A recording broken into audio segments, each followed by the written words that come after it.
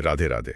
राधे राधे। आज हम श्री कृष्ण की बाल लीलाओं की एक बड़ी ही अद्भुत और थोड़ी रहस्यमयी कथा की गहराइयों में उतर रहे हैं। हाँ, एक ऐसी कथा जिसने सिर्फ इंसानों को ही नहीं बल्कि कहते हैं देवताओं को भी हैरान कर दिया था। बिल्कुल। जरा सोचिए, एक छोटा सा शिशु अभी ठीक से बैठना भी शायद नहीं सीखा होगा और उसके सामने एक भयानक राक्षसी जिसका एक ही मकसद है उसे मार डालना। हाँ। पर होता क्या, अंत में उस राक्षसी को मोक्ष मिल जाता है। हाँ, मोक्ष, वो गति जो बड़े बड़े योगियों को भी आसानी से नहीं मिलती। वही तो। बिल्कुल सही कहा।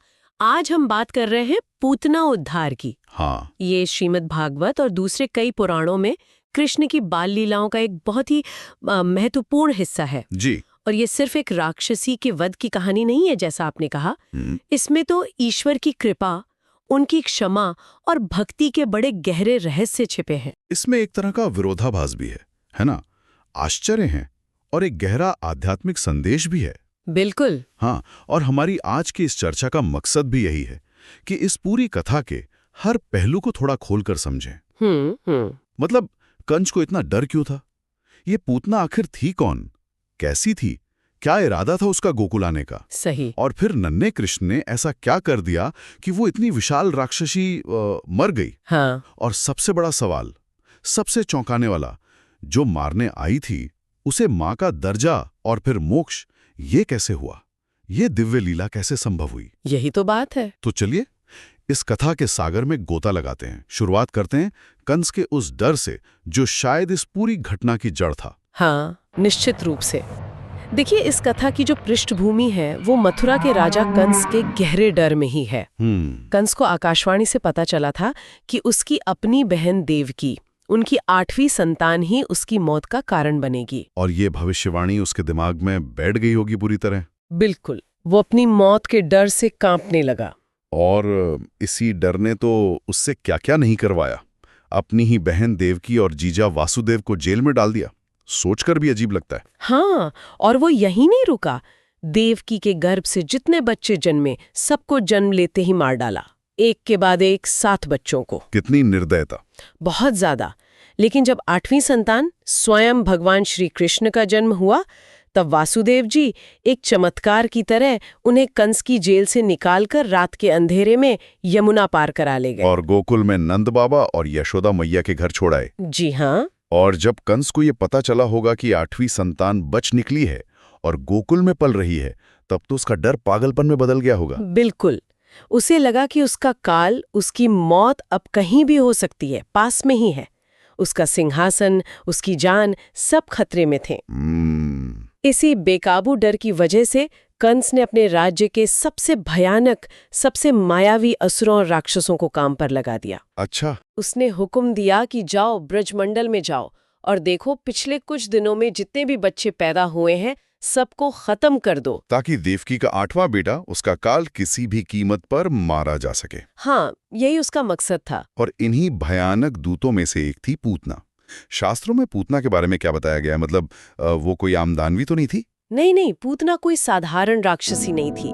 वो बहुत क्रूर थी और मायावी थी। मतलब इच्छा अनुसार रूप बदल सकती थी। अच्छा, रूप बदलने की शक्ति। हाँ, वो बच्चों का खून पीने वाली एक भयानक पिशाचिनी के तौर पर जानी जाती थी। कंस ने उसे इसीलिए चुना था क्योंकि वो नवजात बच्चों को मारने में माहिर थी। तो कंस ने उसे गोकुल भेजा, लेकिन एक राक्षसी सीधे गोकुल में घुस जाती तो लोग शक नहीं करते। उसने क्या तरीका अपनाया? यहीं पर उसकी वो मायावी शक्ति काम आई। वर्णन आता है कि गोकुल में घुसने से पहले उसने अपना रूप बदल लिया। वो एक बहुत ही सुंदर, एकदम सौम्य, आकर्षक देवी जैसी दिखने वाली औरत बन गई। देवी जैसी? हाँ, हाथों में कमल का फूल, सुंदर कपड़े, गहने पहने हुए, चेहरे पर एक प्यारी सी मुस्कान। वो इतनी दिव्य लग रही थी कि गोपियां उसे देखकर हैरान रह गईं। मतलब सुंदरता का ऐसा पर्दा ओढ़ लिया कि किसी को उसके असली इरादे की भनक तक न लगे। बड़ी चालाक थी। वास्तव में उसकी सुंदरता, उसका तेज ऐसा था कि गोकुल वालों ने उसे या तो कोई देवी समझा या कोई बड़ी साध्वी। तो किसी ने रोका टोका नहीं? किसी ने नहीं। न किसी ने रोका, न कोई सवाल किया। वो बिना किसी रोक टोक के सीधे नंद बाबा के महल पहुंच गई, जहाँ यशोदा मैया थी। हाँ, यशोदा मैया और दूसरी गोपियां भी थीं। वो भी उसके रूप को देखकर इतनी प्रभावित हुई कि उसे आदर देने लगी। और फिर वो सीधे बालकृष्ण के पास चलेगी जो पालने में लेटे थे। यशोदा मैया ने भी उसे जाने दिया। यशोदा मैया और बाकी सब गोपियां उसके बाहरी रूप से इतनी मोहित थीं कि उन्हें उसके अंदर छिपे जहर का कोई अंदाजा ही नहीं हुआ। पूतना ने बड़े प्यार से ममता दिखाते हुए पालने में लेटे बालकृष्ण को गोद में उठा लिया। यशोदा और रोहिणी जी तो खड़ी देखती रह गईं।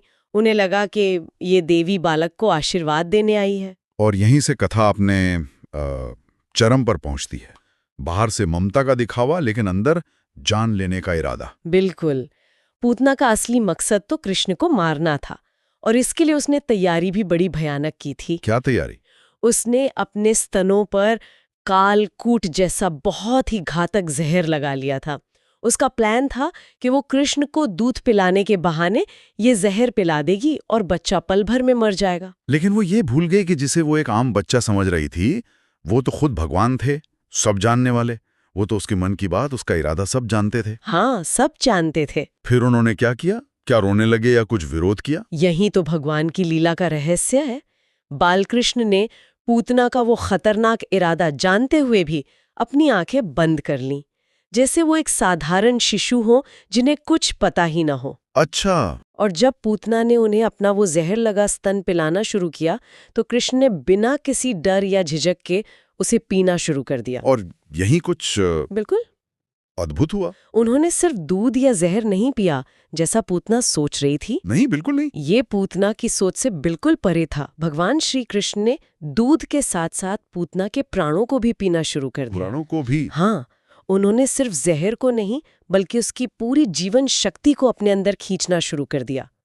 पूतना जो सोच रही थी कि बस उसका काम हो गया, अचानक उसे अपने शरीर में एक भयानक दर्द महसूस होने लगा, असहनीय पीड़ा। एक ऐसा दर्द जिसने उसके वो मायावी रूप का पर्दा फाड़ दिया होगा। सही कहा आपने। वो दर्द इतना भयंकर था, इतना अचानक हुआ कि पूतना अपना वो सुंदर देवी वाला रूप बनाए नहीं रख सकी।